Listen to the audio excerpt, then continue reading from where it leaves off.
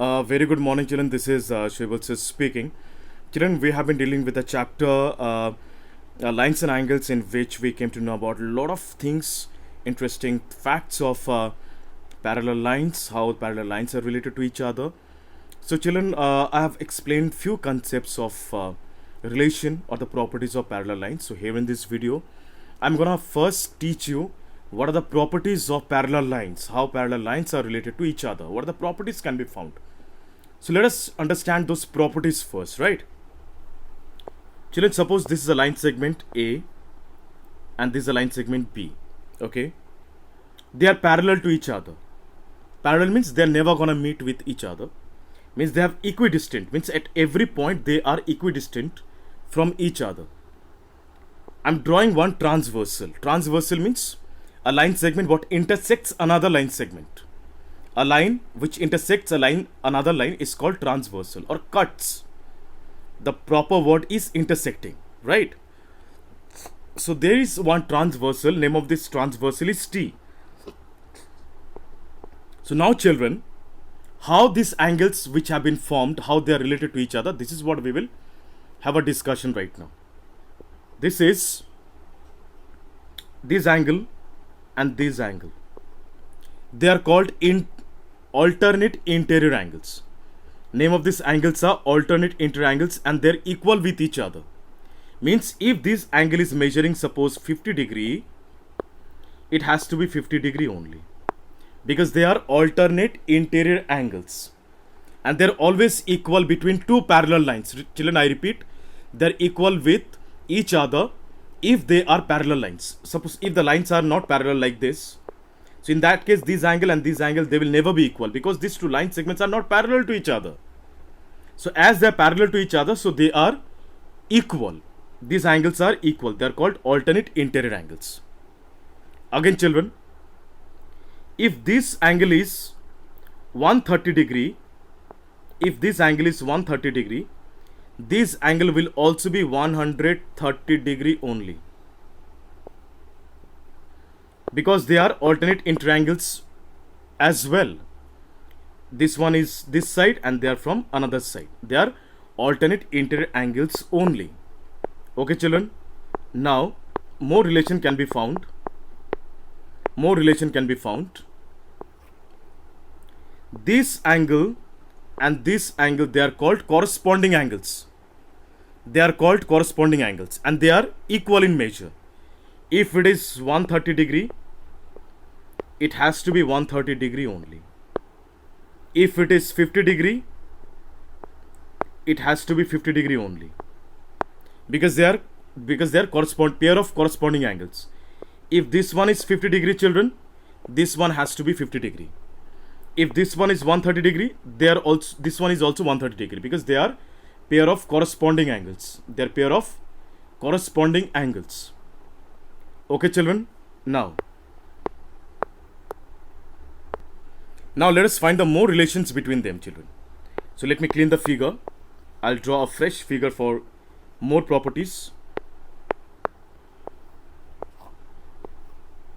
This is A and this is B and this is T.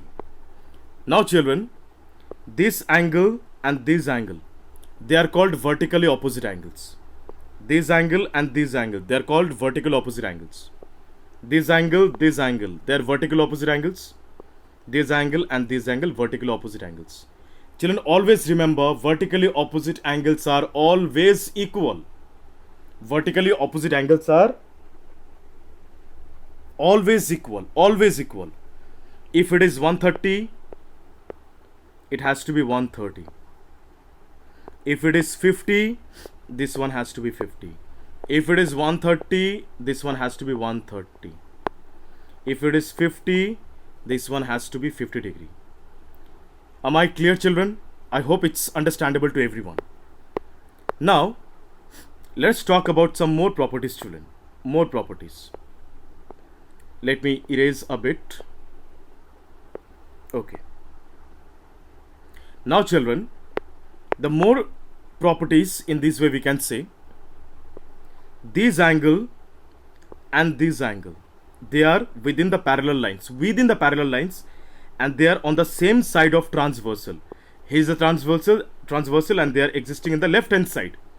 So these two angles are called co-interior angles on the same side of transversal.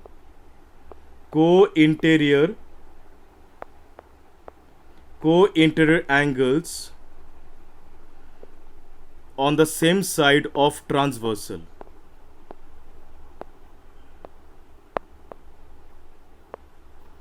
Co-interior angles on the same side of transversal. Okay, children? And the sum of these two angles should be always 180 degree. Now question comes in our mind, suppose if they are not coming 180 degree, then what? If the sum of these two angles does not come 180 degree, they are not parallel only. In a simple word, if this angle and this angle, they are co-interior angles on the same side of transversal, if the sum is not coming 180, they are not parallel only. They are not parallel, because if the line segments are parallel, they have to be 180 degree. Some of these two angles have to be 180 degree. That's all. Okay, children? I hope it's clear to everyone. So these were some properties of parallel lines. You will write down these things in your copy by drawing the figure. All the properties you will mention as I'm explaining in this video, and you will submit in the Google Classroom. Okay, if there is any doubts and confusions, please let me know. And I'll surely explain these things once again. Children, all these properties, whatever I have said, before I conclude the video, whatever I have said, all these properties are for parallel lines only. If the lines are not parallel, none of these properties are applicable. It is only applicable for parallel lines and a common transversal.